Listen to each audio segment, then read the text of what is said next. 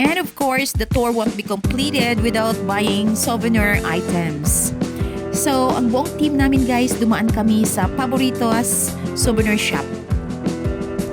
Ang daming bilihin. Naisip ko, kulang ng pera ko.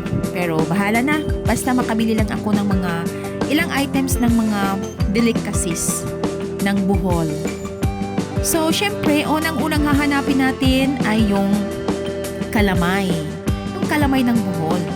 Una kaming pumunta doon sa isang shop, pero nagkaubusan agad kasi nahuli ako sa pila ng mga kasama ko. Unang-una ding hinanap nila, yun bang kalamay na nasa coconut shell. So, nag-usap kami ng isang friend ko, punta tayo sa kabila. Finally, nalaman namin na iisa lang din pala yung may-ari. So, ito na, nakita na natin yung kalamay. May kalamay na nasa coconut shell, may kalamay din na nandun lang sa isang food keeper. So, syempre, magkaiba yung price. Yung nasa coconut shell ay tag 100 pesos siya, guys. Tsaka 60 pesos naman yung naka-plastic lang.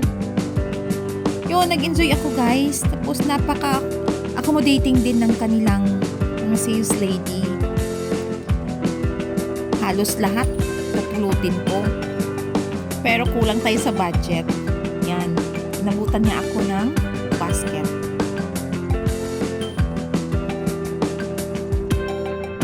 So, ayun guys, nalagay na natin sa basket natin yung kalamay na nasa coconut shell, kalamay na nasa plastic food keeper, tsaka syempre hindi natin mapag-iwanan yung peanut kisses at tsaka muron. At ang gaganda din ng mga bags at tsaka wallets nila. May mga bags na pwedeng pang fashion, may mga bags talaga na pwedeng pang office, tsaka yung iba, yung pwedeng pang ano lang talaga, pang ordinary lang talaga na lakad. Yan, so nauna akong magbayad sa counter sa friend ko kasi siya naghanap pa siya ng first lady ng bukot yun. Ang dami niyang budget.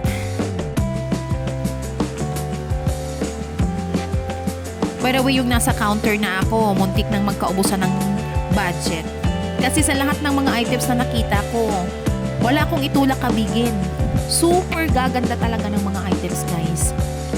Naisip ko nga, next time pagbalik ko dito, sana marami na akong budget mo. Para, yun, lahat mabibili mo yung gusto mo.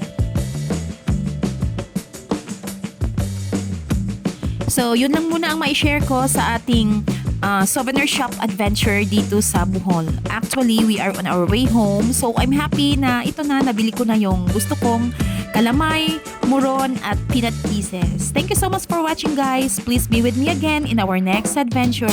Thank you for watching!